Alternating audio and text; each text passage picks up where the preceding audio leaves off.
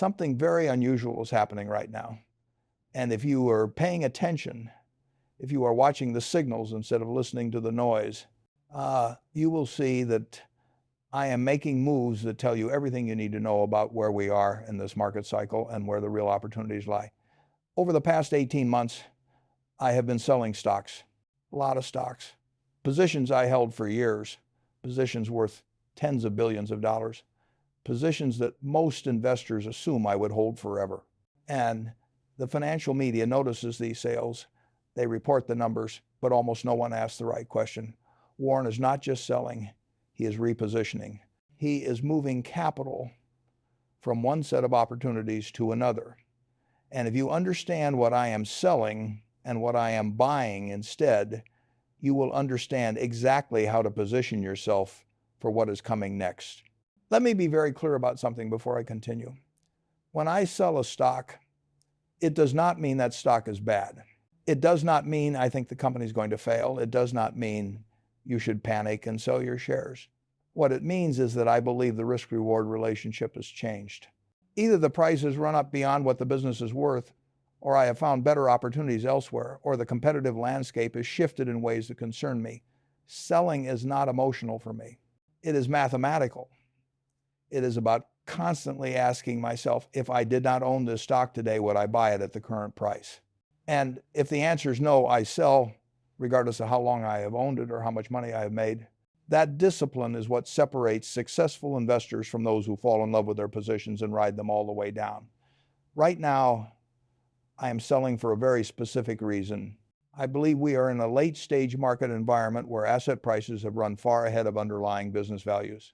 Not everywhere, not in every sector, but in enough places that I would rather hold cash and wait for better opportunities than continue owning stocks at inflated prices.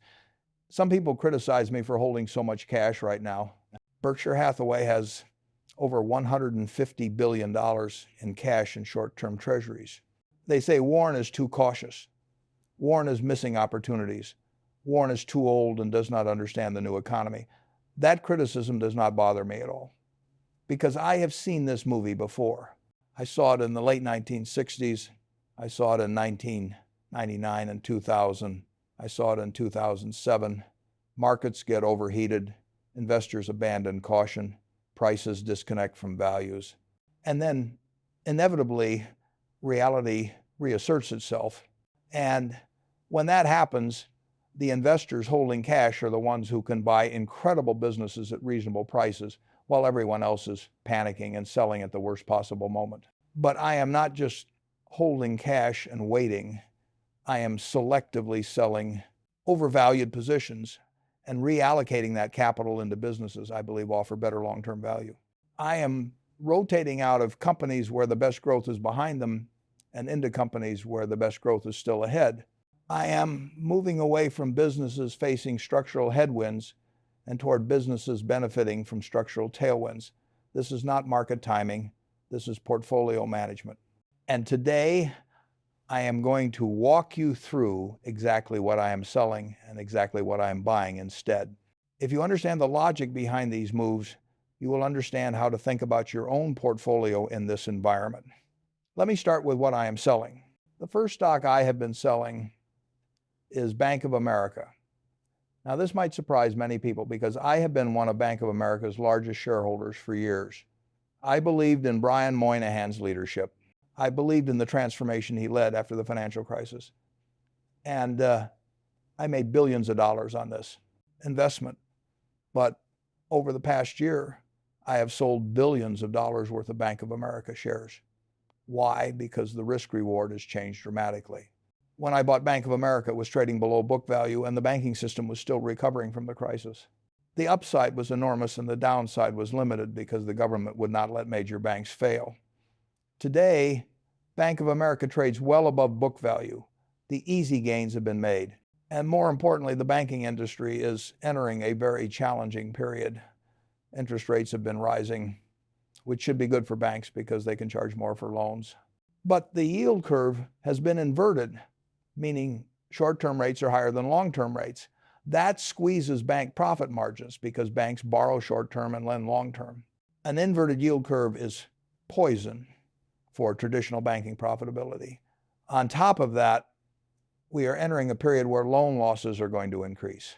Commercial real estate is under enormous stress.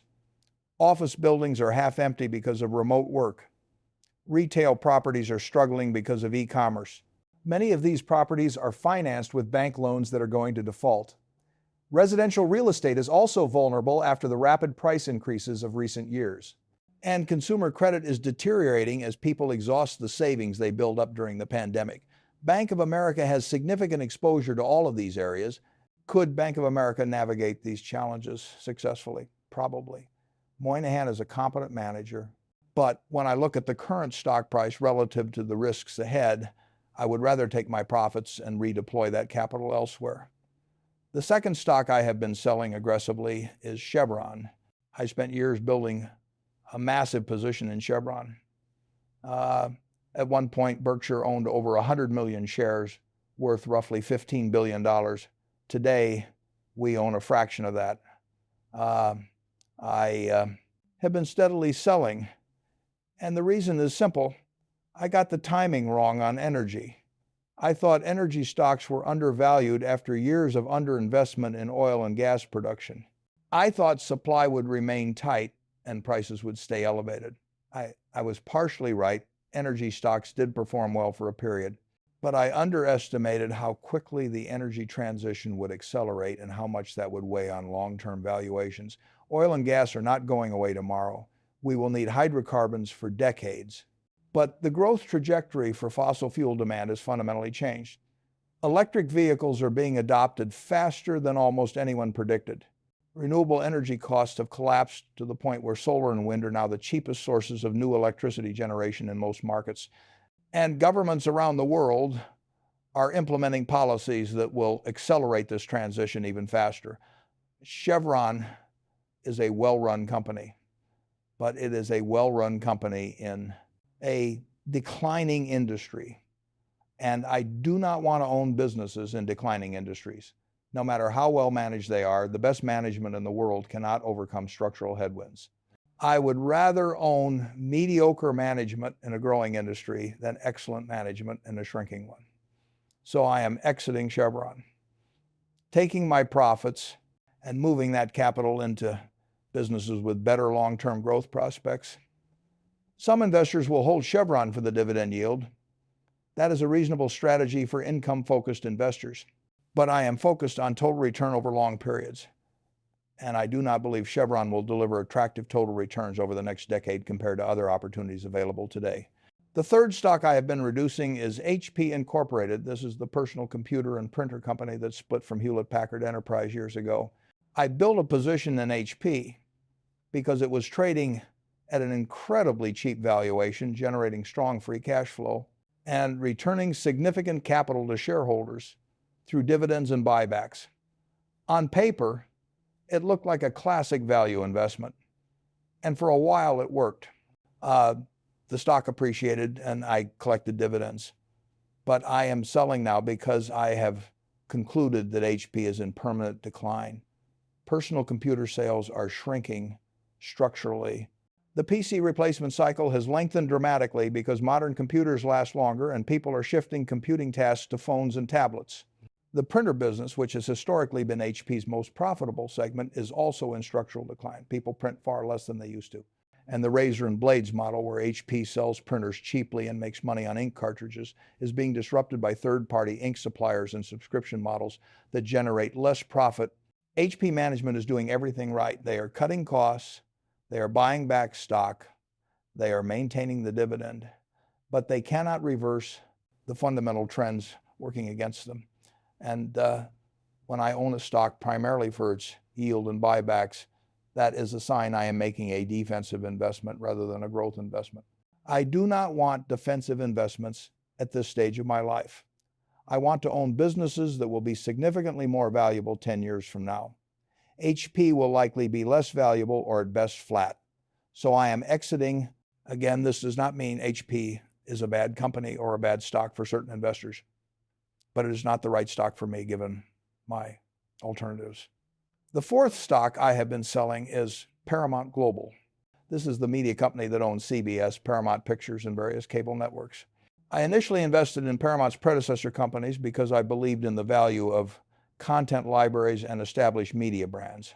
But the media industry has changed so dramatically that my original thesis no longer holds. Streaming has completely disrupted traditional media economics. Cable subscriptions are declining rapidly, advertising revenue is shifting to digital platforms, and the streaming business requires massive content spending just to compete while generating losses or minimal profits. Paramount is trapped in the worst possible position. Their legacy businesses are declining faster than their streaming business is growing. They are spending billions on content to compete with Netflix, Disney, and Amazon, but they do not have the scale or the balance sheet strength to win that war. Eventually, Paramount will likely be acquired by a larger company or broken up and sold for parts that might create value for shareholders who hold through that process. But I would rather own my capital in businesses with clear paths to growth rather than businesses hoping to be acquired. The fifth stock I have been reducing significantly is General Motors. I invested in GM during the recovery from the financial crisis when the stock was deeply undervalued and the company had cleaned up its balance sheet through bankruptcy. GM is profitable. GM has strong brands. GM is investing heavily in electric vehicles, but I am selling for two reasons. First, the traditional auto business is intensely competitive and capital intensive with low profit margins. GM makes money, but it has to invest enormous amounts of capital into factories, tooling, and development just to maintain market position. That is not an attractive business model for long-term wealth creation. Second, the transition to electric vehicles is going to be incredibly expensive and disruptive.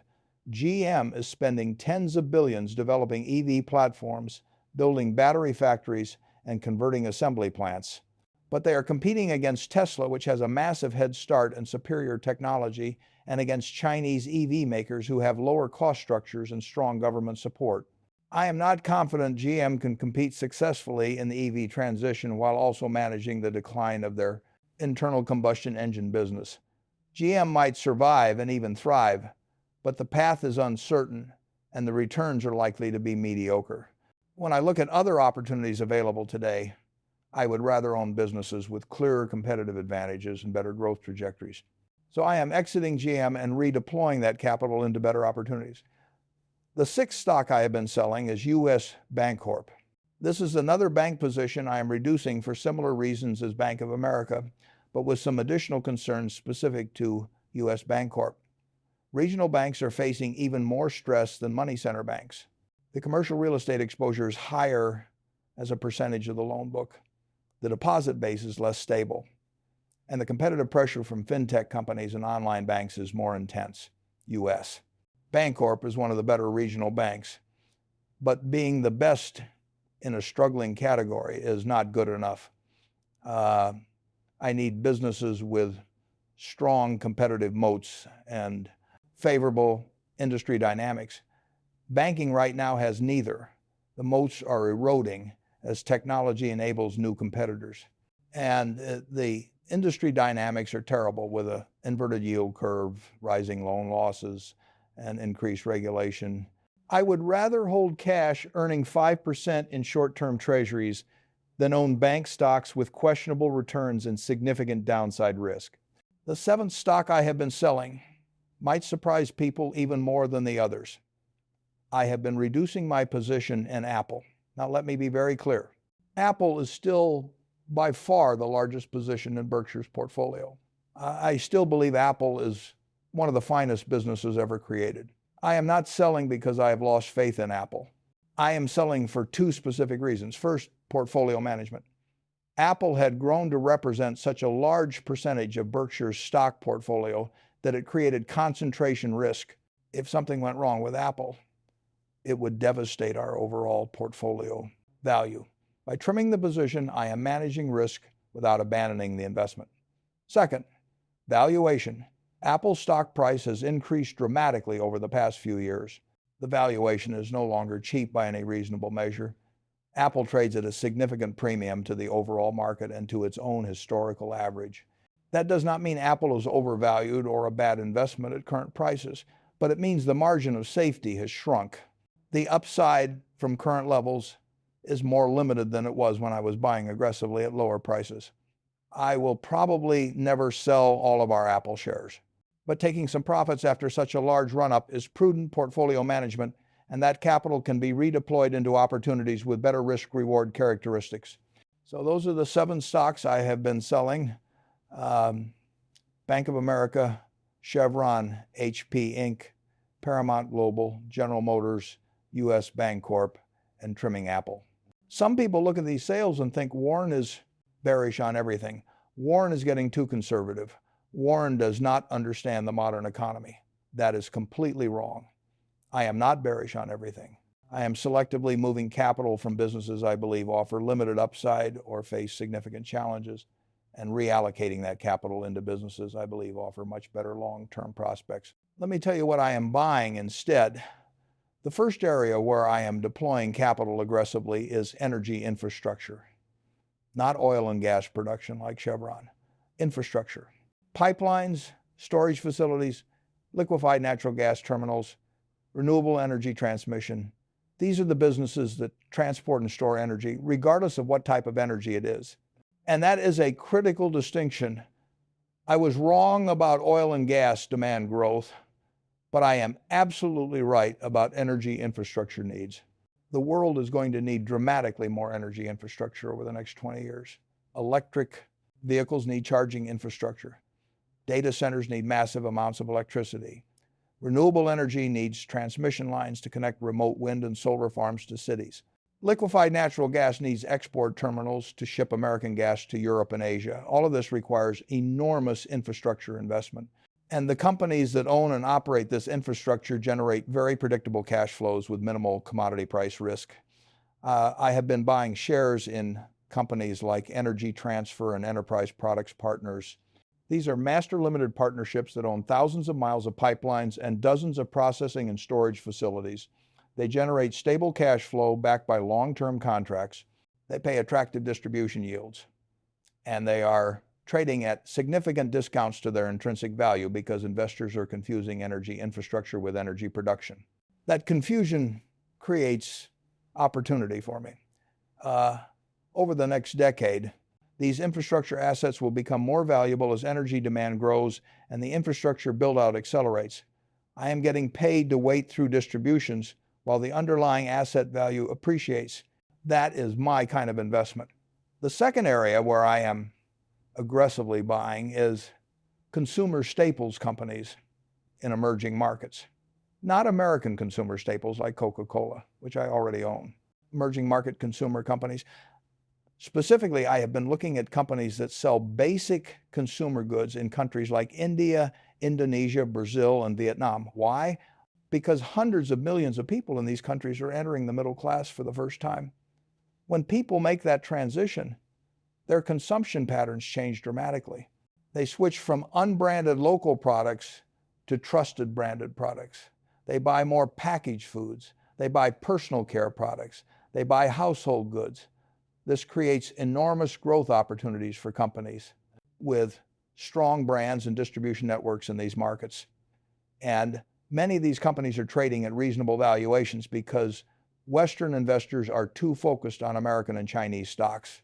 I have been buying positions in companies like ITC Limited in India, which dominates several consumer categories and benefits directly from India's rising middle class. These investments require patience because emerging markets can be volatile, but the long-term growth trajectory is clear. These countries have favorable demographics with young, growing populations, rising incomes, increasing urbanization, all the factors that drive consumer spending growth. And I am buying companies with dominant market positions before the growth fully accelerates and valuations expand. 10 years from now, I believe these will be some of the best performing investments in our portfolio. So the third area where I am deploying capital is healthcare services companies. Not pharmaceutical companies, not medical device companies, service companies. Specifically, companies that provide essential healthcare services with strong competitive positions in favorable regulatory environments. I have been buying shares in companies like DaVita, which provides dialysis services. Dialysis is not optional. If you have kidney failure, you need dialysis or you die. That creates incredibly stable demand. DaVita has significant scale advantages and strong relationships with nephrologists who refer patients. The business generates strong free cash flow and returns capital to shareholders. And it is trading at a discount because investors worry about potential regulatory changes to reimbursement rates. Those regulatory risks are real, but they are more than priced in at current valuations. I have also been looking at companies that provide home health care services. America's population is aging rapidly. More people want to receive care at home rather than in hospitals or nursing facilities. This creates enormous demand for home health care services. Companies that can provide quality care efficiently at home while managing costs will generate strong returns over the next decade. These businesses require operational excellence and careful management, but the industry dynamics are very favorable. Rising demand, limited competition in local markets, and reimbursement models that support the business. That is the combination I look for. The fourth area where I am buying is industrial distribution companies. These are businesses that nobody talks about because they are boring, but boring is often profitable. Industrial distributors buy products from manufacturers and sell them to end users. Construction materials, electrical components, plumbing supplies, industrial tools and equipment. These businesses have several characteristics I love. First, they are essential. Contractors and industrial customers cannot do their work without access to these products. Second, they have local competitive advantages. A distributor with a location near a job site and inventory in stock has a significant advantage over distant competitors. Third, they generate strong free cash flow because they turn inventory quickly and collect payments promptly. Fourth, they are fragmented industries with opportunities for consolidation. Smart management teams can grow through acquisitions while integrating operations and improving margins. I have been building positions in several industrial distribution companies that trade at reasonable valuations relative to their free cash flow generation. These are not exciting growth stocks, but they are compounders. Year after year, they grow revenues modestly, improve margins slightly, make smart acquisitions, and generate increasing free cash flow that comes back to shareholders. Over a decade, these boring businesses often outperform the exciting technology stocks that capture all the attention. The fifth area where I'm allocating capital is insurance companies, not property, casualty insurance, which I already have significant exposure to through Berkshire's own insurance operations. I am buying specialty insurance companies that operate in niche markets with favorable competitive dynamics. Medical malpractice insurance for hospitals and doctors, cyber insurance for corporations, specialty lines that require underwriting expertise and have limited competition. These businesses can generate excellent returns if managed conservatively with disciplined underwriting. The key is finding management teams that do not chase growth at the expense of profitability. Management teams that will walk away from business when pricing is inadequate. Management teams that understand that generating underwriting profits is more important than writing premiums. Those management teams are rare. But when I find them running specialty insurance businesses with favorable market positions, I buy. The sixth area where I am deploying capital might surprise some people. I am buying agricultural businesses, not farmland itself, although land is certainly attractive. I am buying businesses that provide essential services to agriculture, grain elevators that store and handle crops, agricultural equipment dealerships that sell and service tractors and combines, input suppliers that provide seeds, fertilizers, and chemicals to farmers. Why agriculture now? Because food production has to increase dramatically over the next 30 years to feed a growing global population. And that increase has to happen while using less land, less water, and fewer chemicals due to environmental concerns. That means farmers will need more technology, better equipment, improved seeds, and precision agriculture services. The companies that provide those solutions will generate strong returns, and many of them are trading at reasonable valuations because investors view agriculture as old economy and boring. The seventh area where I am buying is data, infrastructure companies, not software companies, not social media platforms. Infrastructure, the companies that own and operate the physical assets that make the digital economy possible. Data center operators who provide the space, power, and cooling that servers require. Cell tower companies that own the infrastructure wireless networks depend on. Fiber optic network operators who provide the broadband connectivity everything else runs on. These businesses have several characteristics I find very attractive. They require enormous upfront capital investment to build, which creates barriers to entry. Once built, they generate very stable, predictable cash flow because customers sign long-term contracts. The demand trajectory is clearly positive as data consumption grows exponentially, and they have pricing power because their assets are essential and difficult to replicate. I have been buying shares in companies like American Tower and Crown Castle, which own tens of thousands of cell towers across the United States and internationally. These towers are essential infrastructure for wireless networks. As 5G deployment continues and data consumption grows, wireless carriers need more tower capacity. The tower companies can raise rents over time and add additional tenants to existing towers at minimal incremental cost. That operational leverage drives strong free cash flow growth. And I am being paid attractive dividend yields while I wait for that growth to compound. These are exactly the kind of boring, essential infrastructure businesses that generate wealth over decades. Now let me explain the common thread connecting everything I am buying. I am moving capital from mature, slow-growing, or challenged businesses into businesses benefiting from clear, long-term structural trends. Energy infrastructure benefits from the massive need to build out energy systems for a higher consumption future. Emerging market consumer companies benefit from hundreds of millions of people entering the middle class. Healthcare services benefit from aging populations and the shift toward cost-effective care delivery models. Industrial distribution benefits from the ongoing need to rebuild America's infrastructure and the natural consolidation of fragmented industries. Specialty insurance benefits from growing complexity and risk in the economy. Agricultural businesses benefit from the global need to produce more food more efficiently. And data infrastructure benefits from exponential growth in data consumption and digital services. These are not short-term trades. These are positions I expect to hold for years or decades. I am not trying to catch the next hot trend or momentum stock.